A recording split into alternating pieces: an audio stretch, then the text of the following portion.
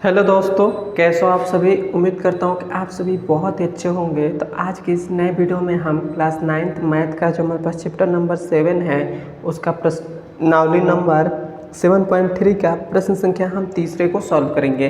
प्रश्न संख्या तीसरा जो है ये आपके एग्जाम के लिए इम्पोर्टेंट सवाल है और ये कितनी बार आपके एग्जाम में भी पूछ लिया गया है। देखिए प्रश्न संख्या हमसे तीसरा कह रहा है कि एक त्रिभुज ABC की दो भुजाएं AB और BC तथा माध्यिका AM क्रमशः एक दूसरे त्रिभुज की भुजाओं PQ और QR तथा माध्यिका PN के बराबर है, तो दर्शाइए कि त्रिभुज ABM सर्वांगसम त्रिभुज PQN है।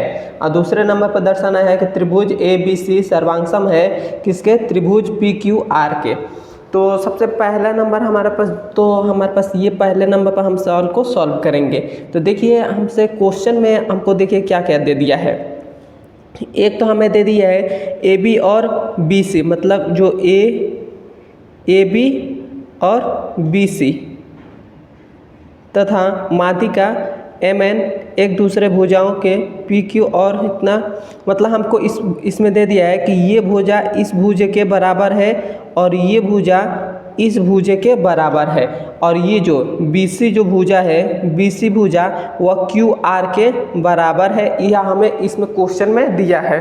तो जो हमें दिया है उसको पहले हम लिख लेते हैं।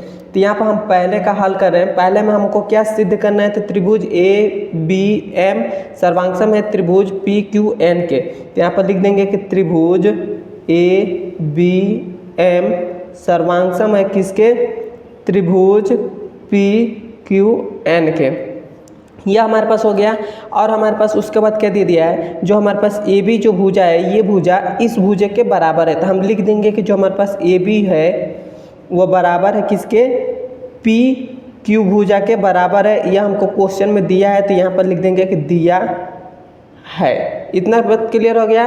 और हमें क्या दे दिया है, और हमें दिया है कि जो AM है, मतलब ये भुजा जो है वह इस भुजे के बराबर है। तो यहाँ पर लिख देंगे कि जो AM है वो बराबर है किसके, PN के बराबर है। PN के बराबर है, ये भी हमें दिया है, तो यहाँ पर भी लिख देंगे कि दिया है। क्लियर है। उसके बाद हमारे पास क्या दे दिया है, उसके बाद हमारे पास ये जो भुजा है ये भुजा BC जो हमारे पास है वो बराबर किसके है, QR के भुजा के बराबर है। तो यहाँ पर आप ध्यान से समझेंगे, यहाँ पर थोड़ा सा ध्यान से समझिएगा। यहाँ पर मैं कर दे रहा हूँ, जो हमारे पास BC भुजा है, BC मतलब BC जो भुजा है यहाँ से लेकर यहाँ तक वो बराबर हमको क्वेश्चन में दिया है QR के बराबर है। किसके, QR के बराबर है। यदि हमको इतना आधा इस भुजे, मतलब ये जो हमारे पास BC है, BC हमारे पास पूरा है, इसका हमें आधा निकालना होगा। तो हम क्या करेंगे, इसमें 2 से भाग करेंगे तभी तो हमारे पास आधा आएगा। जैसे हमारे पास 4 है, इसका हम आधा करेंगे तो इसमें हम 2 से भाग करेंगे तभी तो हमारे पास कितना आ जाएगा, 2 आ जाएगा। मतलब 2 का आधा कितना आएगा, 4 का आधा कितना आएगा, 2 आ जाएगा। उसी प्रकार जो हमारे पास BC भुजा है उसके आधा करने के लिए हमें 2 से भाग करना पड़ेगा। वैसे हम इसका भी भाग करेंगे तो हमारे पास क्या हो जाएगा, QR का आधा हम करेंगे तो 2 से भाग करेंगे तो हमारे पास हो जाएगा। तो जब देखिए इसमें 2 से जब भाग करेंगे तो हमारे पास आधा कितना हो जाएगा, BM हो जाएगा। इसका आधा कितना आ जाएगा, BM आ जाएगा, और इसका आधा कितना आ जाएगा, QN आ जाएगा। तो QN हो जाएगा। क्लियर है। तो उसी प्रकार हमारे पास ये देखिए हमारे पास क्या बराबर हो गया, ये हमारे पास BM जो है वो बराबर किसका हो जाएगा, QN के बराबर हो जाएगा। QN के बराबर हो जाएगा। अब यहाँ पर आप ध्यान से समझेंगे तो हमारे पास कितना, मतलब हमारे पास इसी त्रिभुज में ABM और सर्वांगसम है किसके, PQN के, मतलब ये वाला त्रिभुज इस त्रिभुज के सर्वांगसम करना है। तो ये भुजा इस भुजे के बराबर है, ये भुजा इस भुजे के बराबर है, ये भुजा इस भुजे के बराबर है। तो हम कह सकते हैं कि हम SS नियम से हम कह सकते हैं, क्या हम कह सकते हैं, नियम से हम कह सकते हैं कि जो हमारे पास त्रिभुज ABM है वह सर्वांगसम है किसके, त्रिभुज PQN n के सर्वांग है और ये हमारा पहले का आंसर हो जाएगा। मैं आशा करता हूँ कि आपको समझ में आया होगा। समझ में आया तो एक बार मुझे कमेंट में ज़रूर बताएं।